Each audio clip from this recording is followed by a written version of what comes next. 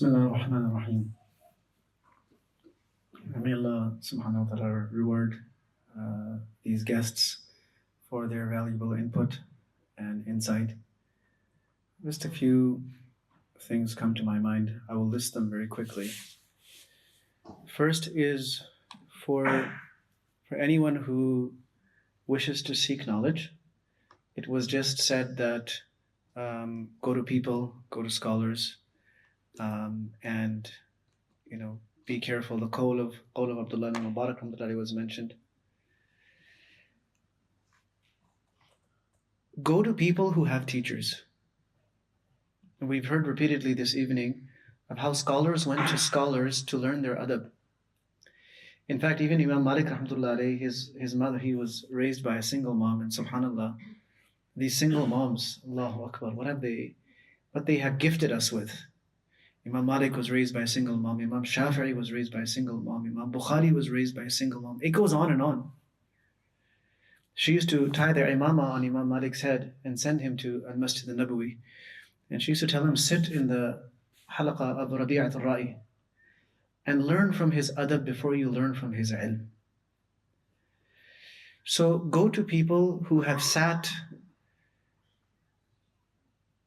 in front of shuyukh and have learned adab from shuyukh and have learned ilm from shuyukh, people who have a lineage of ilm. They've learned from someone who's learned from someone who's learned from someone. Don't take your knowledge from freestylers. This is not DIY. Just go figure it out yourself and then make whatever you want out of it. It doesn't work like that. The problem with freestylers is you don't know where they're coming from and you don't know where they're going. So take your ilm from people who have been taught and certified by someone. Who has been taught and certified by someone. And it's very easy to tell who has learned knowledge with the disciplines involved in knowledge and who has learned it without any discipline. It's very easy. You give them one chance on the mimbar, and the person who has learned knowledge with its adab and its discipline will come across as a very different kind of person. And the one who has learned it without all of that will come across as a very different kind of a person. Uninhibited, lack of adab in what they say, very quick to object against the elders of the ummah. In fact, this is one of the signs of the Day of Judgment. The hadith of Abu Hurairah radiallahu anhu in Tirmidhi mentions several signs of Qiyamah. One of them is وَلَعْنَ آخِرُ هَذِهِ الْأُمَّةِ أَوَّلَهَا. People that will come later will insult those who were before them. So, learn from people who have acquired adab and ilm together. That's one thing. The second thing is, for students, specifically for Hanafi fiqh, those who wish to study Hanafi fiqh, there are many teachers that you can study Hanafi fiqh from. One of my teachers, Allama Anwar Badakhshani, Hafidhahullah, great scholar, master of many, many Islamic sciences. He used to tell us that there was a time when Hanafi fiqh was the language of the law. So all the legal manuals were according to Hanafi fiqh, so you did not need to go back and refer anything because it was documented as legal, you can say, as legal guidelines for making decisions for judges and others. But what happened is people became so used to the verdict or the ruling that there was no real need to go back and say this is based on this, and then this is based on this, and this is based on this. So, because there was no need for it, a judge does not sit down and write down, okay, I'm making this decision based on this hadith. He says, I'm making this verdict. And there are guidelines given to judges on what they can make a verdict based on, and they would base it.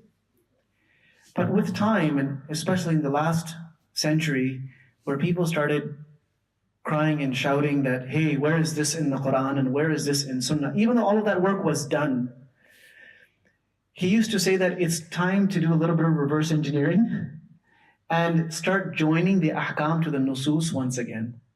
to start familiarizing yourself with the basis of the ruling. Not right away.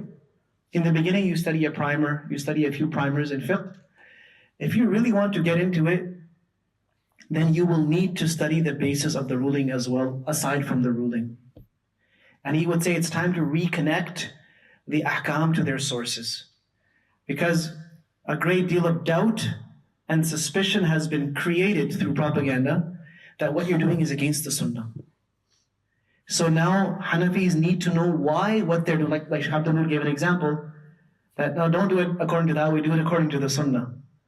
So Hanafis need to know now why what they do is according to sunnah. It's not an obligation. You're not required to learn the dalil for every mas'ala.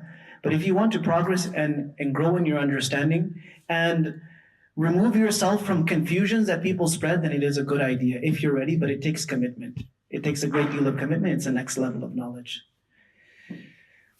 Third thing is that stay away from people that propagate messages of intolerance. This term of Quran and Sunnah has been severely abused today as the message that what I have is haqq. And what they're saying, it's really an arrogant thing to say, that what everyone else is doing and saying is batil. When someone comes around saying, no, I only deal with Quran and Sunnah, it makes it a very interesting case because you don't know which interpretation of Quran and Sunnah are they following. Whose interpretation are they following? If somebody says that, look, I adhere to this madhab, at least we know the methodology. Like I said, we know where they're coming from and we know where they're going. They're going to stay within those limits. Somebody comes out and says, no, I follow Quran and Sunnah, it means they're a self-styled mujtahid. And in Arabic, they call them mutamajhid, a wannabe mujtahid. This is a self-styled mujtahid. Do they have the tools? Who authorized them to do ijtihad in deen? In matters of people's akhirah? Who certified this person? It took Abu Hanifa 18 years, someone like Abu Hanifa 18 years with Hamad ibn Abi Sulaiman and a few thousand other teachers until he was appointed to that position. Imam Malik rahmatullahi says, I never issued a fatwa until 70 of the shayukh of Ahlul Madinah ordered me to. Until they testified that I was ahl of giving fatwa. The Quran and Sunnah. So don't become naive in front of this term, because a Muslim will actually always bow down to that term because this is what we submit to. We submit to the word of Allah, we submit to the Sunnah. So it's a natural inclination that when this term is presented, right away we humble ourselves, and we should. But it doesn't mean that now we have to humble ourselves to this person who's claiming he knows it all. Because often what these people have done is they have narrowed deen, or they have narrowed an aspect of deen to just what they and a few buddies of theirs uphold. That's it. At the end, you say, okay, no, but who said this? Who interpreted it? They'll come down to one sheikh. So this is the interpretation of this sheikh of that particular hadith. That's it. That's all it comes down to. And you're saying this is Quran and Sunnah? Well, you know what? There's more than 1,400 years of Quran and Sunnah, and there are hundreds of volumes on what you are saying, and this Shaykh is not the first person to speak about it. So now I need to figure out, am I going to do taqleed of that one Shaykh, or am I going to follow one of the great Imams of the Muslims? So let's not be naive. Let's expand our minds.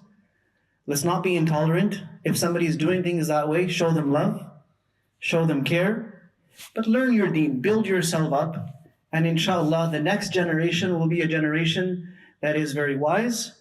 They have clarity in matters of deen. They're not sitting there debating about this stuff, wasting their time, because there's no need to debate about this stuff. It's done. This is amrun mafrughun minhu. It was debated 1,400 years ago. Now it's the time to move forward and focus on what really matters, what we need to do with this knowledge, how we're going to spread the knowledge of deen, how we're going to share the message of Islam, how we're going to introduce Islam to people that need to know about Islam. That's the level that we need to be thinking at. Jazakumullah khair.